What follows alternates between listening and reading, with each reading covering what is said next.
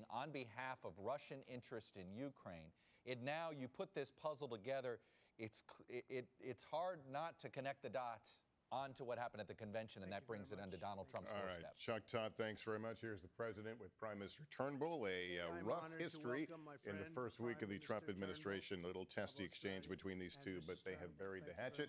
Let's listen. It's a great honor. We're looking forward to sending our newly nominated ambassador, Admiral Harry Harris, to you very shortly. He's an outstanding man. You're going to find that. He's a great man. I want to thank the Prime Minister for offering his condolences on the horrible tragedy in Parkland, Florida. Americans are grateful for the prayers and support of our Australian friends, and friends they are, as our entire nation grieves the senseless loss of 17 precious lives and all of the horribly injured. The United States and Australia are currently honoring 100 years of mateship, a term that you used very beautifully, Mr. Prime Minister. A century has passed since brave Americans and Australians first fought together in World War I. Over the last 100 years, our partnership has thrived as a bulwark of freedom, security, and democracy. Last spring, the Prime Minister and I celebrated the remarkable 100-year milestone during an extraordinary evening on the USS Intrepid. And my friend Greg Norman and Anthony Pratt and some of the others who are in the room today, they were, hello folks, stand up Greg, stand up Anthony, where's Anthony? Good, that was a great evening, thank you. This afternoon I'm pleased to announce that the United States will name the Littoral Combat Ship 30, the USS Canberra, in honor of an Australian cruiser lost fighting alongside the U.S. Navy during World War II. Our Secretary of the Navy has chosen Australian Minister of Defense, Maurice Payne, to be her sponsor. I know that the USS Canberra will be a worthy successor to both her Australian namesake and her American predecessor, the former Navy Baltimore-class heavy cruiser, USS Canberra. As she sails the open sea, the new USS Canberra will symbolize to all who cross her path the enduring friendship between the United States and Australia. There is no closer friendship. Today, strengthened by our common values and history, we're working together to promote our mutual interests.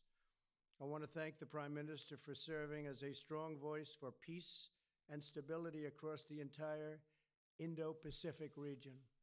Australia is one of our closest partners in our campaign of maximum pressure to denuclearize the Korean Peninsula. Today, we put the strongest sanctions on Korea that we have ever put on a country. We must continue to stand together to prevent the brutal dictatorship from threatening the world with nuclear devastation. Our nations likewise share a commitment to keeping our people safe from terrorism. Australian troops are currently serving alongside Americans and our partners in Afghanistan and the coalition to defeat ISIS. Together, we're denying terrorists safe haven, cutting off their funding, and discrediting their wicked ideology. ISIS land has been largely recaptured, almost 100%. I'm very honored to say. And they are on the run. Our strong partnership can also be seen in our flourishing economic relationship. Australia remains a key market for U.S. defense products. We make the greatest products in the world, so you have very good taste in choosing our product. Automobiles and aircraft, and our fair and reciprocal trading relationship is a model for other countries as we seek bilateral agreements. News that America is open for business has also reached Australian shores. In May, Australian entrepreneur Anthony Pratt announced a new $2 billion investment in box-making factories across the United States. But he only did that if Trump won the election, I think. Is that a correct statement, Anthony? Thank you. Boy, that was a close one. I was worried. These people would have had a field day if you gave the wrong answer. Thank you. now, but Anthony did call, and he said if he wins the election, we're going to spend billions of dollars in the United States. And I appreciate your giving me a very, very correct comment. Thank you, Anthony. I'll never do that again. This investment will continue to build on an almost 100,000 American jobs that are taking place and already supported by Australian companies. I'm glad to share that the United States is also by far the largest investor in Australia.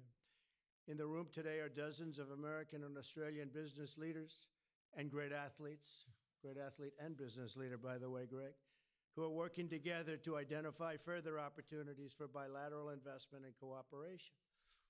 Mr. Prime Minister, I also want to take this opportunity to congratulate you on your immigration reforms and on Australia's commitment to merit-based immigration. Are my friends from Congress listening to that? Merit-based. We want to do merit-based immigration also. And then we will. That really protects the interests of Australia and its people. It's the way to go. And you've been very successful with it here. We're working very hard to do the same. In that sense, we're going to hopefully follow in your footprints. Prime Minister Turnbull, it's been a pleasure to host you today. Had a great lunch with your representatives. A lot was discussed. A lot of deals were made for the purchase of additional military equipment and other things. For a century now, the people of the United States and Australia have inspired the world with their determination, their bravery, and their generosity. I know that our close friendship and enduring alliance and our personal friendship will grow even stronger in the century to come. Our relationship with Australia will always be a very powerful and very successful relationship. It's been incredible, and it's only getting better. Thank you very much. Thank you. Thank you.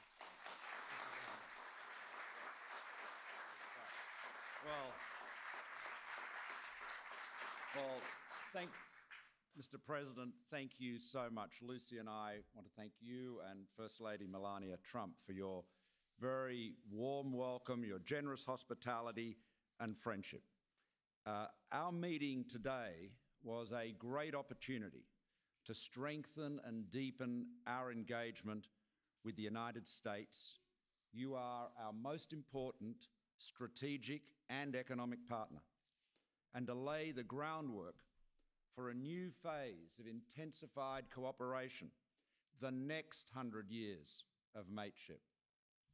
Now, I'm here, as you noted, Mr. President, with the most substantial Australian delegation ever to travel to Washington, D.C. We have, in addition to the CEOs, several of whom you have identified here today, who are busy creating jobs. We spent much of our time today talking about jobs. They are creating jobs in Australia and in the United States, demonstrating that our two great nations committed to competition, to freedom, to economic innovation, science and technology working together, complement each other, and that's why we're seeing strong jobs growth in both countries. We've had 403,000 jobs created last year in Australia, the largest number, Mr. President, in our country's history, in 16 months of continued jobs growth. And we have been inspired, I have to say, by your success in securing the passage of the tax reforms through the Congress. We have secured some tax reforms in terms of reducing company tax, but not as much as we need to do. We've got more work to do. And the stimulus, the economic stimulus that your reforms have delivered here in the United States is one of the most powerful arguments that we are deploying to persuade our legislature to support reducing business tax, because as you are demonstrating, and as we all know, when you cut company tax, most of the benefit goes to workers, it produces more investment, and when you get more investment, you get more jobs. And of course, I'm also joined on this visit with 6 of the leaders of our states and territories. The only 2 that are not here, Mr. President, are those that are fighting elections. So as you can imagine, that's always a top priority. and we're meeting at the National Governors Association, again, broadening and deepening the relationship. We have a huge amount to work with. Our relationship, as you said, has been forged over a century through times of war and peace, securing both our nation's freedom and security in the world. But our relationship is based not only on history. We have the same values. We share a deep well of trust and spirit based on those enduring values of freedom, democracy, the rule of law, enterprise, ingenuity, the spirit of having a go, and if it doesn't work out, dust yourself off and have another go. That is a core American and Australian value. That spirit of enterprise is what leads us on. And of course, our relationship is underpinned by millions of people-to-people and family links, and of course, the extensive economic cooperation we've spoken about. Our security alliance is as close as it possibly could be, yet keeps getting closer. The cooperation is more intense than it has ever been. Whether we are standing up for freedom's cause in the Middle East, in our region, around the world, combating terrorism, the cooperation in a connected world that we need to have is greater than ever. And that trust between Australia and the United States, between the thousands of brave servicemen and women who are working together right now, that trust underpins our security. You mentioned, Mr. President, our economic relationship and trade. Do you know, since the Australia-US Free Trade Agreement came into force in 2005, two-way trade has grown by over 50%. The United States does have a trade surplus with Australia of $25 billion. It's your third largest trade surplus with us. But, you know, we know it works for both of us. The two-way investment has more than doubled in the past decade. It was worth around $1.1 trillion in 2016. Again, boosting jobs and growth in both our nations, both our economies. And today, we've agreed on some new initiatives that will deepen this relationship further.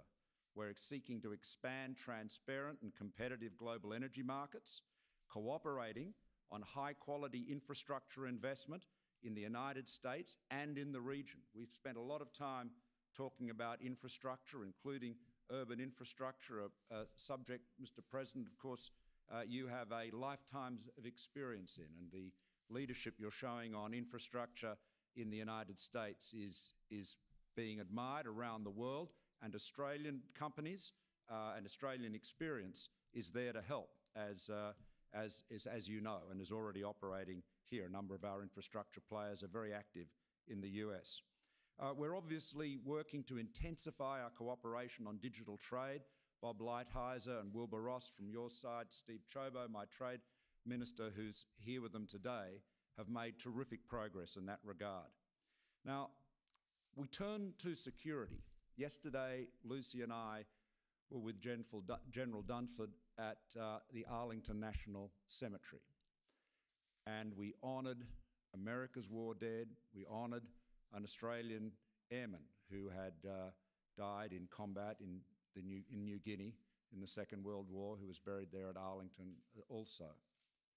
And we reminded that all of the freedoms we enjoy, whether it is in our Parliament in Canberra or here in Washington in the White House or in the Congress, all of those freedoms have had to be secured generation after generation by courageous men and women defending freedom's cause.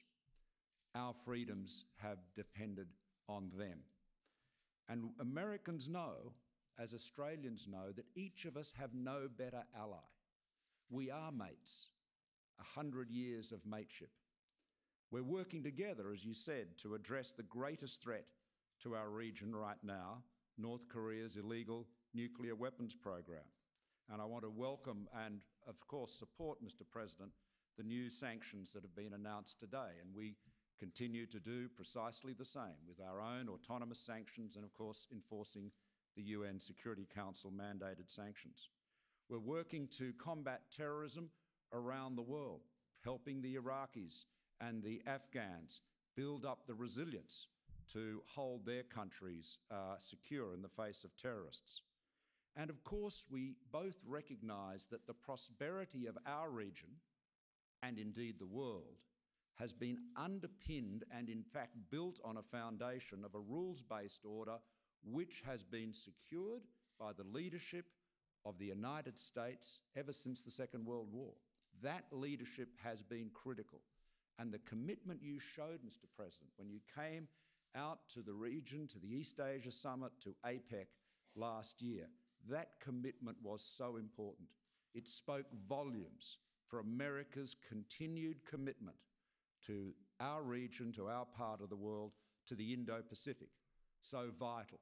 The engine room, if you like, of the fastest economic growth, the most rapid economic growth that we've seen in our times. Now, Mr. President, I want to thank you, as I have earlier in our meetings. I want to thank you for the very rare honour you have shown to Australia by naming one of your future littoral combat ships, the USS Canberra. That is, what a great symbol of our alliance and our shared security endeavours. What an extraordinary statement of commitment. And it's worth observing that that ship will be built by Austal in Mobile, Alabama. So you have an Australian company with American workers operating in the United States, building ships for the US Navy. What a great example of 100 years of mateship. And when you grieve, as you said, you noted at the outset, so do we. So we send our love, our prayers and our condolences to all of the victims and their families of the shocking shooting in the school in Florida.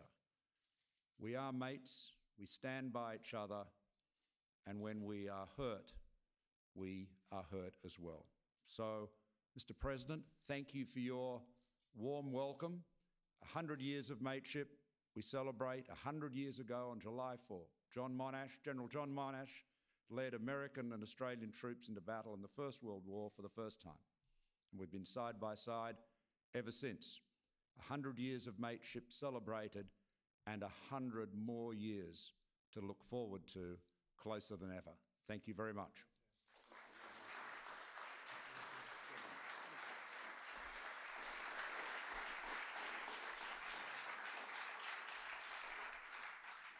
Well, thank you very much, Malcolm. That's very beautiful words, and we appreciate it. On behalf of the First Lady, who is right here, and our great Vice President, Mike, thank you very much.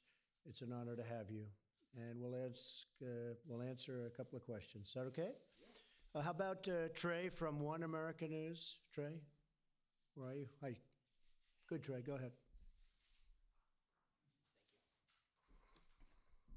Thank you, Mr. President. Yes. I have a couple questions for you. If you how about one? Go ahead, compromise Trey. It two. Following mass shootings, there's often a lot of talk and little action. So I ask you today, what specific pieces of legislation or legislative framework will you propose to lawmakers following the Parkland shooting? Well, we're going to do a lot, but we are going to be very strong on background checks. I've spoken with many of our people in Congress, our senators, our congressmen and women, and there's a movement on to get something done. We want to be very powerful on background checks. When we're dealing with the mentally ill, as we were in this last case, he was a very sick person and somebody that should have been nabbed. I guess they had 39 different occasions where they were able to see him or potentially see him. We want to be very powerful, very strong on background checks, and especially as it pertains to the mentally ill. We're going to get rid of the bump stocks, and we're going to do certain other things. But one of the feelings that I have, and you probably heard me in a speech this morning, very, very important that we have offensive capability as well as defensive capability that's within the schools, because when you have a gun-free zone, you're really inviting people to come in and do whatever you have to do and oftentimes get out. You know, I was the one that brought up the fact that these shootings on average last 3 minutes, and it takes anywhere from 6 to 10 minutes for the police to get to the site. And I want to have people in the building. And in many cases, you have ex-Marines and ex-Army and Navy and Air Force and Coast Guard. You have them in the building, and they can have concealed weapons and still be teachers, or they could be in the building in a different capacity. But we have to have offensive capability to take these people out rapidly before they can do this kind of damage.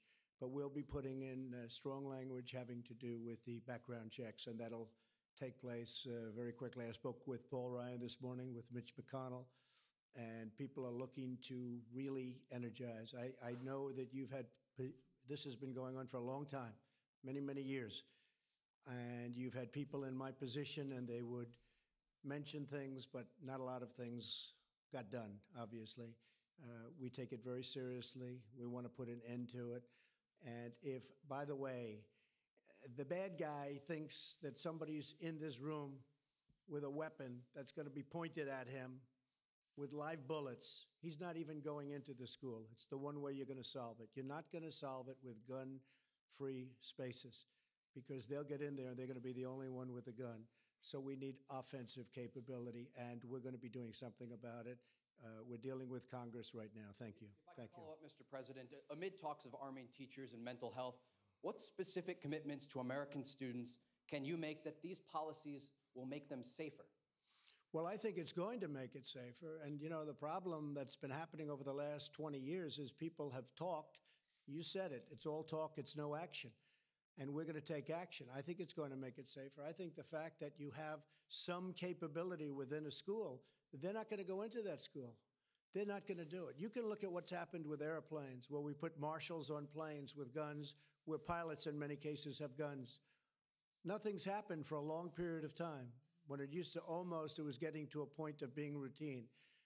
When you have somebody with a gun staring you down, it's going to be a lot different for them to walk into those schools. Right now, they look at the sign outside. This is a gun-free environment. That means they're the only one with a gun. And the damage this lunatic did in that school for such a long period of time. And frankly, you had a gun, and he was outside as a guard, and he decided not to go in. That was not his finest moment, that I can tell you. He waited, and he didn't want to go into the school. I just heard this, and it's a terrible situation. But we need people that can take care of our children. We're not going to let this happen again. And the way it's not going to happen again, because they're basically cowards. Innately, they're cowards. And if they know bad things happen to them once they get into that school by people that love the children. See, a security guard doesn't know the children, doesn't love the children. This man standing outside of the school the other day doesn't love the children, probably doesn't know the children. The teachers love their children. They love their pupils. They love their students.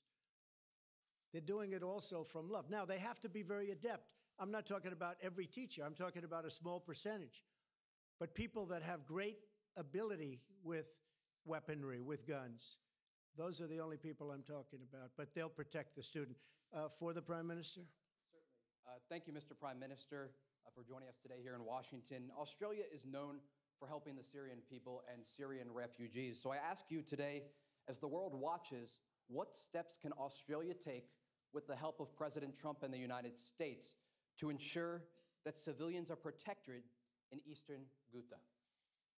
Well, the Australian Armed Forces have been working as part of the coalition to defeat Daesh in Iraq and Syria for some time now.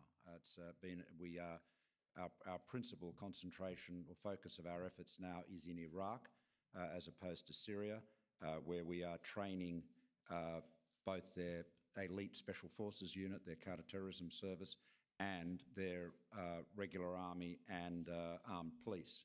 We have trained over 30,000 personnel at our task force Taji, which is based at the Taji airfield near Baghdad. In terms of refugees, Australia has a very substantial humanitarian program. We're currently taking about 18,000 refugees a year. We've taken 12,000 in addition to that, from the Syrian conflict zone. But we we determine which. We are very careful about security, of course, in terms of our humanitarian program. But I think it'd be fair to say the President has, of course, the most insight into this area here, but it'd be fair to say that ultimately the resolution in Syria has to be a political settlement, and that, I'm sure, is what Secretary Tillerson is working towards. And if I could briefly follow up, specifically, though, in Syria, as two of the most powerful men in the entire world, is there anything that you can do to stop the bloodshed? Well, ultimately there has to be a political settlement. It is the campaign to destroy Daesh or ISIL has been largely completed. The so-called caliphate has been reduced down to a few pockets. It has been smashed, and Americans and Australians have worked bravely, effectively with our allies and partners in the region to do that. That's very important, by the way, to keep Australians and Americans safe at home, because the image of ISIL's invincible caliphate, sweeping across Syria and Iraq, and they said they were going to sweep across Europe, all of that was a big recruiting tool. So this was a very important part of our global effort. But ultimately, the settlement in that region has to come from a political settlement among the people who live there. I will say what Russia and what Iran and what Syria have done recently is a humanitarian disgrace. I will tell you that. We're there for one reason. We're there to get ISIS and get rid of ISIS and go home. We're not there for any other reason, and we've largely accomplished our goal. But what those three countries have done to people over the last short period of time is a disgrace. Okay, would you like to ask a question, Mr. Prime Minister? Yes, I think, yes, we're Phil Curry from the Australian Financial Review. Thanks, gentlemen. Mr. Trump, Mr. Turnbull, Phil Curry from the Financial Review. To you, Mr. Trump, just on the region and China and associated issues, the United States Navy has conducted frequently freedom of navigation sail-throughs through the disputed areas. Would you like to see the Australian Navy participate directly in those operations alongside the US allies? And whilst on the region, could I ask you what your latest thinking is on the Trans-Pacific Partnership? Are you softening your opposition to that, or do you remain as opposed as ever? Well, I think the Trans-Pacific Partnership was not a good deal for us. And if they made it a good deal for us, I'd go in. But honestly, it wasn't. I like bilateral deals much more than multilateral. I like to be able to negotiate with one country, and if it doesn't work out, you terminate. And during the termination notice, right after you get sent, they call you and they say, please, let's make a deal, and you fix the deal. When you get into multi, you can't do that. But Trans-Pacific Partnership, TPP was a very bad deal for the United States. It would have cost us tremendous amounts of jobs, would have been bad. But there's a possibility we would go in, but they will be offering us a much better deal. I would certainly do that. As far as your lanes are concerned, we'd love to have Australia involved, and I think Australia wants us to stay involved. I have to say we've developed a great relationship with China, other than the fact that they've been killing us on trade for the last long period of time. Killing us, absolutely killing the United States on trade. But we have developed a great relationship with China, probably closer than we've ever had. And my personal relationship, as Malcolm can tell you, with President Xi is, I think, quite extraordinary. He's somebody that I like, and I think he likes me. With that being said, he likes China, and I like the United States. But a lot of things are happening. It's going to be a very interesting period of time. But we do have to straighten out. And as much as I like and really respect President Xi, we have to straighten out the trade imbalance. It's too much. It's no good. Okay. Kieran Gilbert from Sky News. Kieran Gilbert, Sky News Australia. General Mattis has called China a revisionist power and that there are growing threats from China, yet you're very positive about your relationship with Xi. Can you tell us, is it a friend or a foe? And on North Korea, the sanctions, if they don't work, are all options still on the table? Can I get your answer and also the Prime Minister's thoughts? Well, to the second, we'll have to see. I don't think I'm going to exactly play that card, but we'll have to see. If the sanctions don't work, we'll have to go phase two. Phase two may be a very rough thing, may be very, very unfortunate for the world. But hopefully the sanctions will work. We have tremendous support all around the world for what we're doing. It really is a rogue nation. If we can make a deal, it'll be a great thing. And if we can't, something will have to happen. So we'll see. As far as General Mattis is concerned, I mean, he has that view, and a lot of people have that view. China's tough. They're getting stronger. They're getting stronger to a large extent with a lot of the money they've made from having poor leadership in the United States, because the United States leadership has allowed them to get away with murder. With that being said, I think we can have a truly great, even trading relationship with China. Hopefully that's going to work out, and hopefully the relationship I have with President Xi will make that happen. Only time will tell. Thank you.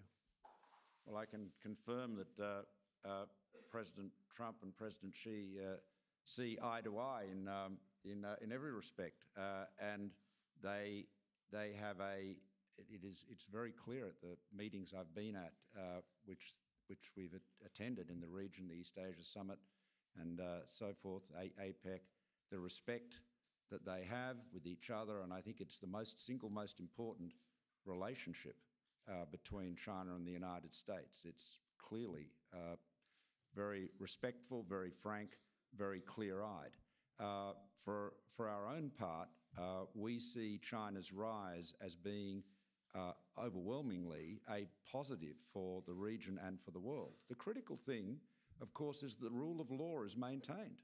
You know, that is, you know, there are people that want to try to paint the United States and its allies like Australia as being against China in some sort of rerun of the Cold War.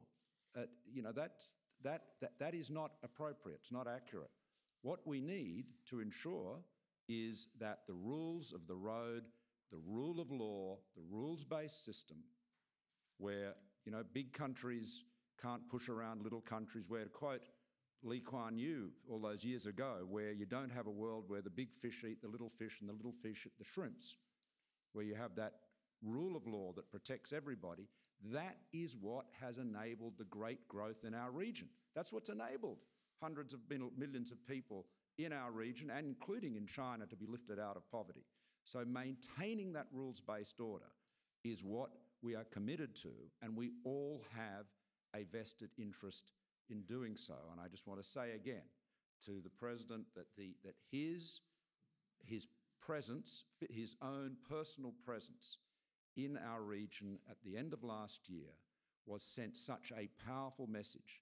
The regular visits by Secretary Tillerson, Secretary Mattis, and of course, the presence of the United States Navy and so many other manifestations of American commitment to the region is so important to maintaining that rules-based order. Believe me, that has been the foundation of the success, the prosperity, and the security these last 40 or more years.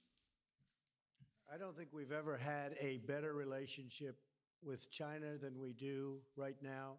The only thing that can get in its way is trade, because it's so one-sided, it's so lopsided, and the people that stood here for many years in this position, right where I am right now, should never have allowed that to happen. It's very unfair to the United States, and it's very unfair to the workers of the United States. Very, very unfair. And even today, it's extremely hard on companies that want to do business in China because the barriers are incredible, whereas the barriers coming into our country are foolishly not. Foolishly. I believe in reciprocal trade. If they do something to us, we do something to them. Well, that never happened. And it's gotten worse and worse over the years, but we'll correct it. That can be the only thing that can get in the way of a truly long-term great relationship, because we have all the ingredients for friendship. From the Washington Examiner Gabby? Thank you, Mr. President. Your Chief of Staff, General Kelly, has recommended ending the practice of granting interim security clearances to members of the Trump administration. If that proceeds, would you be willing to grant a waiver to Jared Kushner, one of your senior advisors? Well, Jared's done an outstanding job. I think he's been treated very unfairly. He's a high-quality person. He works for nothing, just so, nobody ever reports that, but he gets zero. He doesn't get a salary, nor does Ivanka, who's now in South Korea, long trip, representing her country, and we cannot get a better representative. In fact, the First Lady, Melania, was telling me what a great impression she made this morning when she landed in South Korea. Jared is truly outstanding. He was very successful when he was in the private sector. He's working on peace in the Middle East and some other small and very easy deals. They've always said peace in the Middle East, peace between the Palestinians and Israel is the toughest deal of any deal there is. Malcolm, I've heard this all my life, that as a former deal maker, although now you could say maybe I'm more of a deal maker than ever before, you have no choice as president to do it right. But the hardest deal to make of any kind is between the Israelis and the Palestinians. We're actually making great headway. Jerusalem was the right thing to do. We took that off the table. But Jared Kushner's right in the middle of that, and he's an extraordinary deal maker. And if he does that, that will be an incredible accomplishment and a very important thing for our country. So General Kelly, who's doing a terrific job, by the way, is right in the middle of that. We inherited a system that's broken. It's a system where many people have it's taken months and months and months to get many people that do not have a complex financial, complicated financials. They don't have that, and it's still taken months. It's a broken system, and it shouldn't take this long. You know how many people are on that list? People with not a problem in the world.